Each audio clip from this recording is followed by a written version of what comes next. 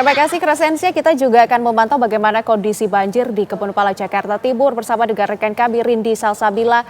Rindi, bagaimana kondisi air yang menggenang di sana? Ini nampaknya masih ada genangan air yang cukup tinggi, Rindi. Ya, selamat petang Nadila, Ando, dan juga pemirsa. Betul sekali bahwa di Kebonpala, Jatinegara, Jakarta Timur, ini memang untuk genangan air masih terjadi yang menggenang sekitar 5 RT dan 5 RW. Kalau dapat saya jelaskan terkait berapa ketinggian yang masih terjadi hingga pukul 16:10 waktu Indonesia Barat ini, memang berdasarkan keterangan dari petugas gabungan begitu ya. Untuk ketinggian banjir di Kebonpala ini adalah setinggi 60 sampai 100 cm.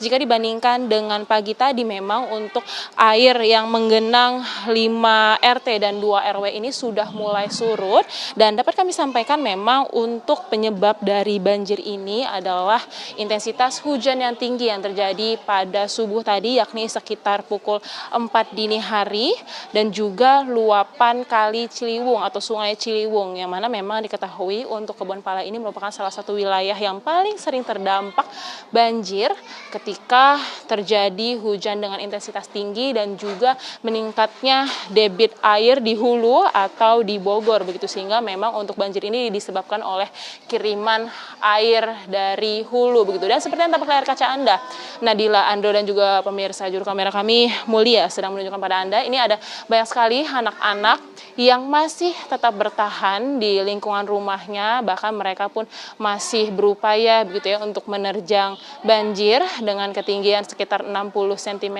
ini, karena memang untuk warga Kebonpala ini tidak semuanya mengungsi, Nadila, Ando, dan juga pemirsa.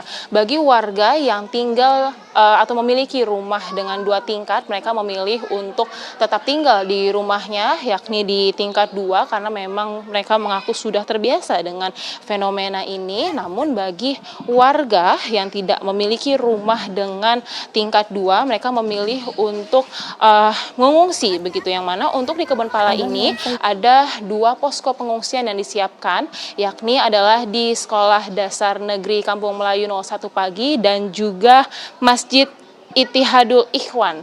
Dan memang untuk di kedua tempat pengungsian ini ada 53 KK yang terdampak, dan kami pun juga masih akan terus memantau bagaimana perkembangan dari banjir di Kebonpala, Jakarta Timur ini. Sementara demikian laporan dari kami, kembali ke studio. Rindi Salsabila dan juga Crescensia Kinanti, terima kasih atas laporan dari sejumlah titik di Jakarta.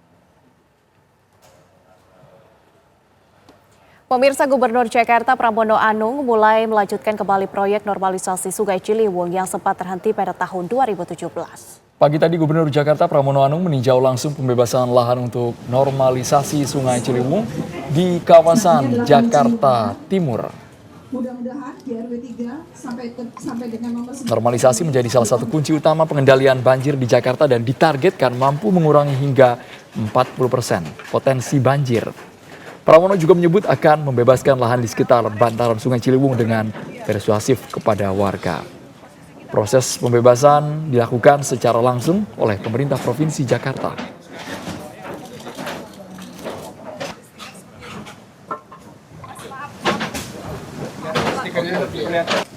Dapat ini berarti artinya sudah dibayarkan. Normalisasi Ciliwung ini berjalan dengan tidak ribut-ribut. Dan teman-teman pasti nggak menyangka bahwa kami sudah melakukan pembebasan yang cukup masif di tempat ini, dan itu memang dilakukan secara adem ayem senyap lah, karena dalam koordinasi oleh Ibu Kakanwil BPN bersama Kadis SDA dan juga Bapak Wali Kota dan teman-teman SDA yang ada di lapangan. Yang jelas kami ingin menginformasikan bahwa semua pembebasan lahan dilakukan secara langsung oleh pemerintah DKI Jakarta melalui Dinas Sumber Daya Air.